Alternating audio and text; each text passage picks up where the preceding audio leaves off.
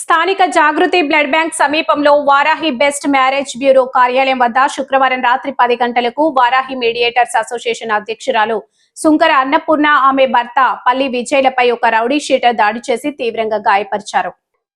Office పక్కన ఉన్న ఇతర వాటాల వారి వద్ద నుంచి ఇంటి దగ్గర వసూలు చేయమని విజయ్ కు ఇంటి ఓనర్ తెలిపారు. శుక్రవారం రాత్రి 10 గంటల సమయంలో వెనక భాగంలో ఉన్న అద్దెకుంటున్న ఏడిద అప్పారావు అనే వ్యక్తిని పిలిచి అద్దె అడిగారు. దీంతో ఇద్దరి మధ్య ఘర్షణ మొదలైంది. మద్యం మత్తులో ఉన్న అప్పారావు ఇంటికి వెళ్లి చాకు తెచ్చుకుని అన్నపూర్ణ విజయ్లపై దుర్మార్గంగా దాడి చేశాడు. విజయ్ పొట్ట మెడ మీద దాడి చేసి తీవ్రంగా గాయపరిచాడు. అతడు ప్రస్తుతం ఒక ప్రైవేటు ఆసుపత్రిలో చికిత్స పొందుతున్నాడు. ఈ ఘటనకు కారకుడైన అప్పారావుపై పోలీసులు చర్యలు తీసుకోవాలని మ్యారేజ్ మీడియేటర్స్ అసోసియేషన్ నాయకులు ఆందోళన చేపట్టారు. రాష్ట్ర వ్యాప్తంగా తనకు 3,50,000 మంది సభ్యులు ఉన్నారని, ప్రభుత్వం స్పందించకపోతే ఆందోళన చేస్తామని హెచ్చరించారు. కళ్యాణమస్తు అసోసియేషన్ అధ్యక్షులు ముద్దం వాసు, గోల్డెన్ అసోసియేషన్ అధ్యక్షులు సోమరాజు, విశ్వ కళ్యాణ వేదిక అధ్యక్షులు సలాది సూర్యచంద్రరావు, ది రాజమండ్రి మ్యారేజ్ అధ్యక్షులు రత్నంరాజు, తలంబ్రాలు అధ్యక్షురాలు సువర్ణ, న్యూ వివాహ ప్రపంచం వివి రావు తదితరులు సంఘీభావం తెలిపారు.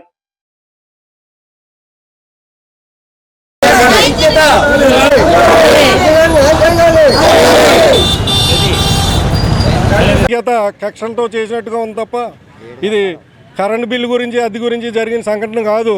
దీని వెనకాల ఉన్న పూర్వపరాలన్నీ కూడా పోలీసు వారు ఆల్రెడీ అరెస్ట్ చేసి ఉన్నారు. పూర్వపరాలన్నీ కూడా పరీక్షించి వారిని నిష్పక్షపాతంగా పరిశీలన జరిపి నిజాలు రాబట్టి మా సోదరికి న్యాయం చేయవలసిందిగా మీడియా పూర్వకంగా గవర్నమెంట్ వారిని సంబంధిత అధికారులని కోరుతున్నాను.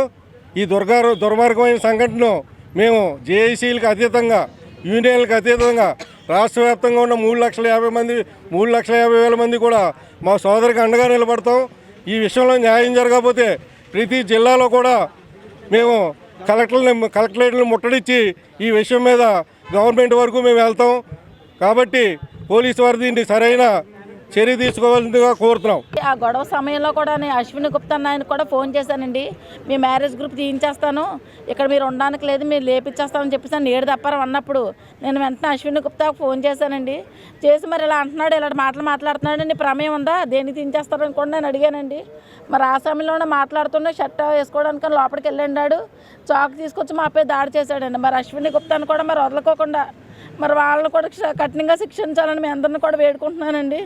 మరి దీనికి ప్రతి ఒక్కరు కూడా న్యాయం చేయాలండి. మరి నాకు, నా భర్తకిని మాకు చెప్పలేండి.